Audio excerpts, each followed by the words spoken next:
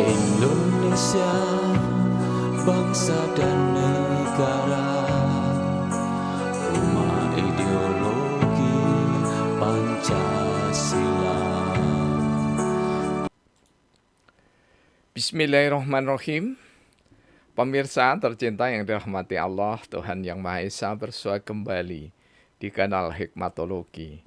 Monolog sederhana mengajak diri kita masing-masing berpikir kian melembut, cerdas, dewasa, bijaksanakan hati nurani berdasar kitab suci, agama, kepercayaan yang kita yakini. Tentu saja upaya terus-menerus menghayati, mempedomani, mengamalkan nilai luhur Pancasila niscaya di dalam kehidupan sehari-hari. Pemirsa yang dirahmati Allah Tuhan Yang Maha Esa, marilah kita mencoba untuk menghargai hasil pemikiran yang sudah pernah digurat oleh para sesepuh di Nusantara ini. Di antaranya adalah prediksi Joyoboyo. Dan kami tidak secara khusus menganalisis prediksi tersebut. Namun justru kami memaknai bahwa zaman Eden, zaman goro-goro, tampaknya jika kita tilik dari prediksi Ronggo Warsito dan para sesepuh Nusantara yang lainnya, termasuk di dalamnya kita bisa melacak jejak pemikiran bijak dari Ki Ageng Suryo Mentaram dalam filsafat rasa hidup, maka kita bisa sampai pada simpulan bahwa setidaknya di era reformasi adalah era goro-goro.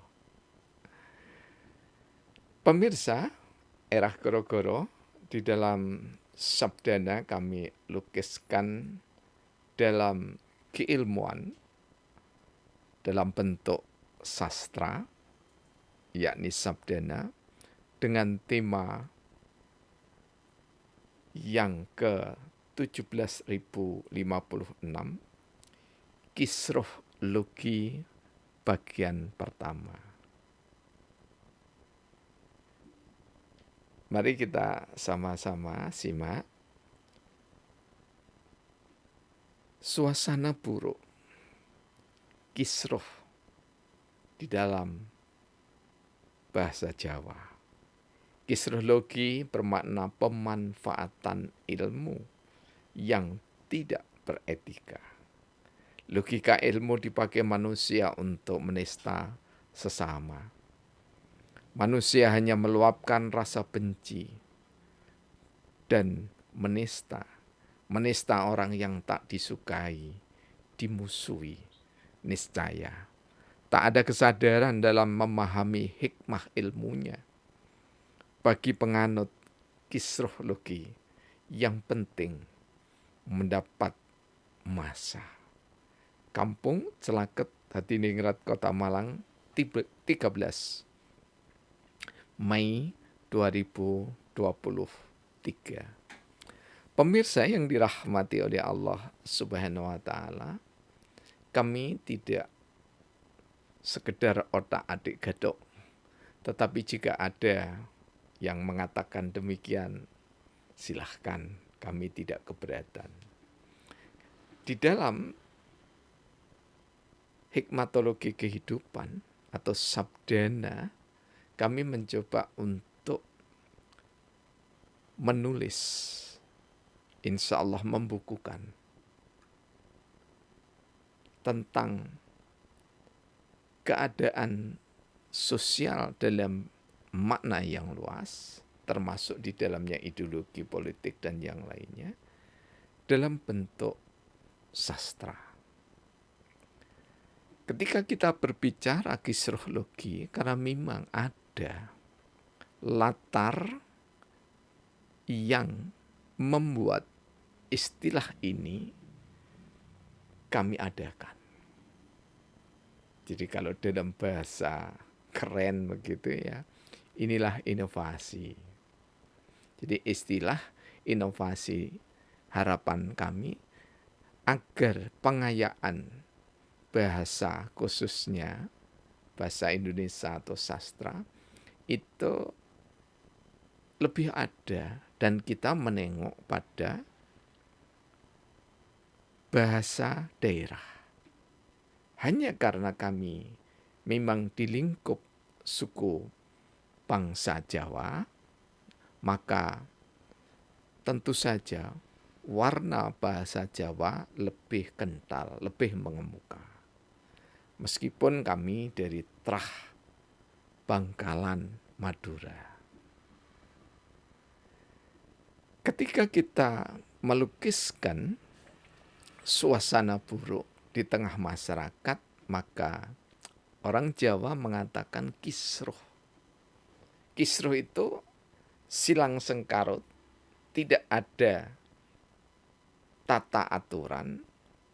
Karena itulah di baris kedua kami mengatakan kisruh luki bermakna pemanfaatan ilmu pengetahuan tak beretika.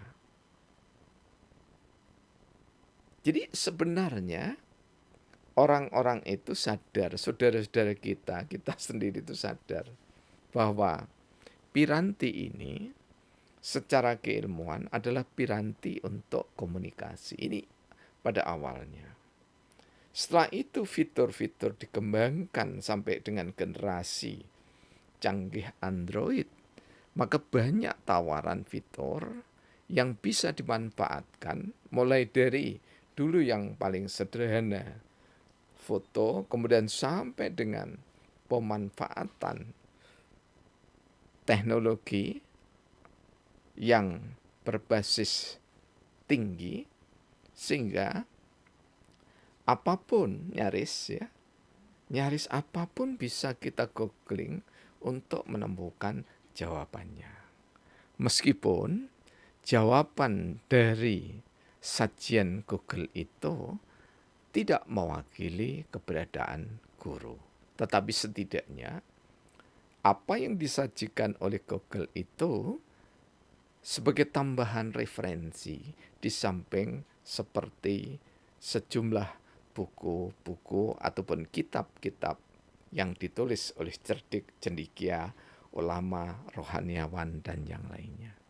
Nah, ketika kami memberikan tema kisruh luki, ya, bermakna pemanfaatan ilmu pengetahuan tidak beretika, karena kita bisa melihat, menyaksikan utamanya ketika kita berbicara sosial media, maka sosial media kita apalagi di situ berkumpul antara masing-masing pendukung partai, kalau sekarang lebih mengerucut, masing-masing pendukung bakal calon presiden, maka saling menista satu dengan yang lainnya, sungguh pemandangan harian yang nyata.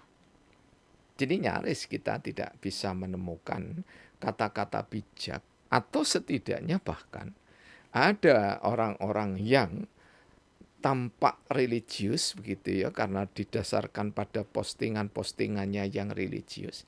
Tetapi pada menit pertama, hitung saja seperti itu, menyampaikan nilai-nilai religius yang sangat terpuji, tetapi menit kedua, menit ketiga sudah menyampaikan hal-hal yang tidak terpuji atau sangat buruk, sangat nista.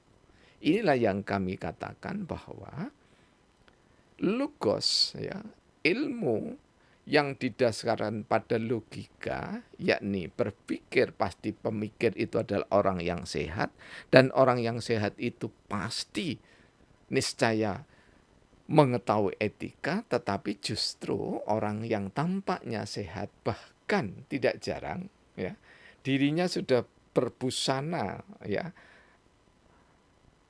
seperti insan-insan yang demikian setia pada religi tertentu, tetapi dia juga menista religi yang dianutnya itu, agama yang dianutnya itu. Inilah logika ilmu yang dipakai manusia untuk menista. Tidak saja menistakan dirinya, tapi juga menista sesama anak bangsa. Jadi, kalau di dalam sosiologi itu dikenal dengan crowd, ya, crowd itu hanya ketika tiba-tiba saja, jadi ada kisruh begitu, seperti penonton suatu pertandingan sepak bola, kemudian saling mengejek, kemudian ada kisruh, dan kisruhnya itu biasanya tidak laten. Tetapi sekarang juga bisa jadi laten antara pendukung kesebelasan tertentu dengan kesebelasan yang lainnya, itu bahkan menjadi perseteruan yang bebuyutan. Nah, ini kalau dulu tidak ada yang seperti ini. Nah, justru di zaman kecanggihan teknologi itu anak manusia melupakan etika. Nah, manusia hanya meluapkan rasa benci dan menista. Jadi seolah-olah kalau sudah menista temannya, membenci temannya, baik seagama, sesuku, bangsa, ya, bahkan kalau koridornya besar, jelas-jelas sebangsa, setanah air, ya, itu justru saling bermusuhan. Nah, kalau kita terus-menerus saling bermusuhan seperti itu, walaupun di dunia maya atau duma, ya, maka tidak jarang perseteruan dari dunia maya itu bisa dibawa ke arena kesejatian manusia di panggung nyata. Ketika panggung nyata itu sudah benar-benar antar anak bangsa ini bermusuhan, maka sangat memudahkan untuk menjajah Indonesia. Indonesia dijajah tidak harus dengan memakai senjata, tidak harus demikian. Tapi dijajah budayanya, dijajah moralitasnya, dijajah budi pekertinya, dijajah tradisi-tradisi arif lokalnya, dijajah rasa kebangsaannya. Maka hal yang demikian ini akan merugikan bangsa Indonesia sendiri, merugikan negara Indonesia sendiri. Nah, kesadaran, ya. Jadi kisruhologi ini kami tampilkan untuk membangun kesadaran bahwa mengisruh, ya, membuat kisruh di dalam tatanan sosial yang mapan itu sungguh adalah kenistaan yang wajib untuk dihindari oleh setiap insan. Jadi kami seringkali mengatakan bahwa mari kita berpegang teguh pada agama kita masing-masing dan katakan bahwa agama saya yang terbaik, yang paling benar, tetapi tidak menista agama saudara yang lainnya, tidak menista kepercayaan yang lainnya. Karena dengan konsistensi logis di dalam kepercayaan agamanya, maka masing-masing ada di rel yang berbeda, tetapi meyakini relnya itu adalah benar, maka tidak akan terjadi tabrakan, tidak akan terjadi konflik. Ketika tidak terjadi konflik, maka persaudaraan itu semakin hari semakin kuat. Jadi marilah kita terus-menerus tebarkan cinta dan kasih sayang sampai lupa kita bagaimana cara membenci sesama insan. Mari kita cintai agama kita sendiri sampai kita lupa sama sekali bahwa ada perbedaan di antara anak-anak manusia yang ada di Indonesia itu. Ketika kita sibuk dengan diri sendiri dalam makna memiliki fungsi sosial, maka persaudaraan sebangsa dan setanah air itu tidak akan kena penyakit kisruh, mengisruh, atau dalam keilmuan yang saya sampaikan setidaknya dalam istilah yakni kisruhologi. Tak ada kesadaran dalam memahami hikmah ilmunya. Jadi orang yang membuat kisruh itu adalah orang yang tidak mengerti, tidak memahami, tidak menghayati, tidak mengamalkan ilmunya. Apapun sebutannya dia. Dengan gelar-gelar keagamaan, gelar-gelar akademik tertentu, jika dia pendapatnya, penyampaiannya tidak beretika dan menimbulkan kisruh, maka orang ini tidak beretika. Jadi betapapun benar seseorang, ketika cara menyampaikannya tidak beretika, maka dia membuat kisruh dan dia sudah menjadi penganut kisruh logi yang penting mendapatkan massa. Era menjelang pemilihan umum, sayangnya nyaris tak terkecuali, kecuali beberapa orang saja ya. Ada mubalik, ada kiai, ada tuan guru, ada ajengan, ya, ada pendeta, ada pejabat apalagi ya. Kita menghadapi tahun-tahun politik, kita seolah-olah terperanjat begitu ya. Sesepuh kita sudah mengingatkan, ojo gampang kagetan. Kita kaget bahwa 2024 itu akan ada pemilu. Mengapa kaget? Karena kehidupan politik, sosialisasi politik, pendidikan dan pembelajaran politik tidak dibiasakan. Jika pembelajaran yang dibiasakan, maka insya Allah akan beretika ketika berpolitik. Ya. Mudah-mudahan kita dirahmati oleh Allah Subhanahu wa taala. Alhamdulillahirabbil alamin.